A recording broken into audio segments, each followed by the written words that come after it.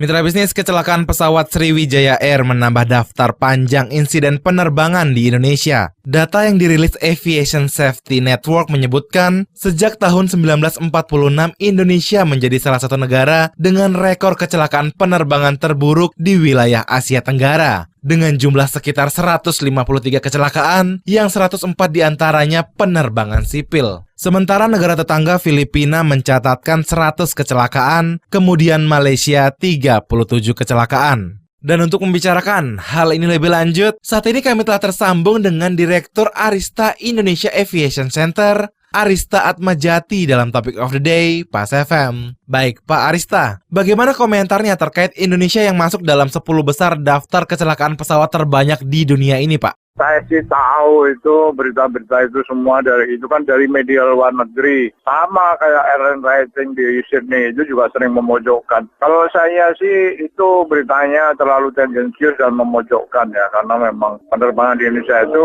lagi booming ya, banyak berkembang, growth-nya itu sering 2 digit tiap tahun ya, artinya penumpangnya. Tapi kalau diperhitungkan yang besar aja ya, Lion kemarin 2 tahun, terus sekarang, terus AirAsia ya, sebelumnya kecil-kecil ya bisa jadi segitu. Tapi kan kayak kasus Lion 2 tahun yang lalu, itu mah kalau saya bilang bukan kesalahan Lion. Nah itu kan itu Aviation Week ya, itu kalau nggak salah mencatat itu kan hanya jumlah korban yang meninggal. Tapi kan dia tidak tahu penyebabnya kenapa, dia kan tidak menganalisa penyebabnya. Nah kayak 2 tahun yang lalu itu penyebabnya justru dari Boeing ya, dari pabrikan Boeing ada cacat produk itu di softwarenya itu kan sebenarnya bukan kesalahan Indonesia itu. Jadi kalau menurut saya, dari saya pribadi, 5 tahun terakhir catatan rekor Indonesia itu justru lagi di level ranking 1 dunia. Itu pun yang ngasih bukan orang Asia atau Australia, yang ngasih FAA ya, Federal Aviation Administrative Amerika ya, artinya yang ngasih itu Badan Otoritas Keselamatan Udara Amerika, itu yang melakukan ranking ya. Kita itu 4-5 tahun itu baru naik kelas dari ranking 2 ke ranking 1, dan itu diputuskan di sidang ICAO ya, Badan PBB di Montreal. Dalam sidang kita itu naik ranking 1. Sebetulnya kita lagi bagus-bagusnya ya sebetulnya ya.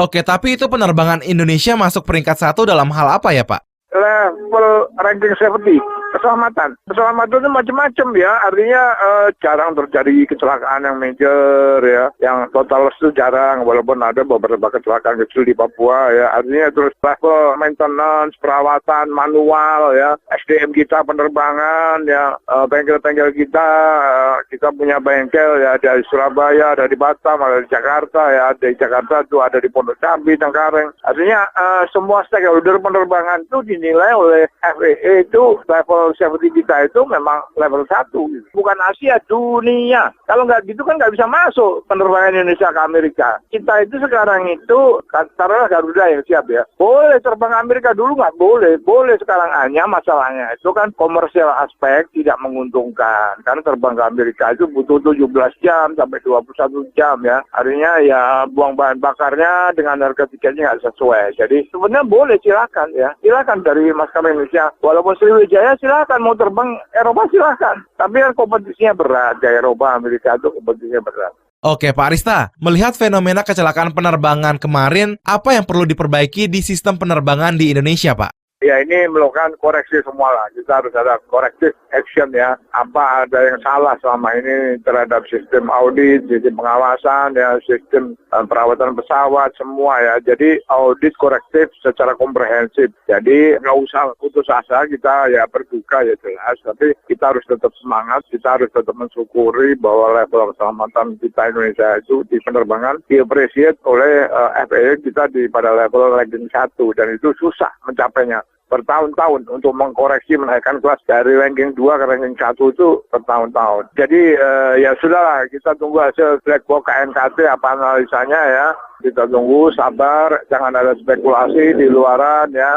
Demikian Direktur Arista Indonesia Aviation Center, Arista Atmajati, dalam Topic of the Day Pas FM. Saya Aryo Distira.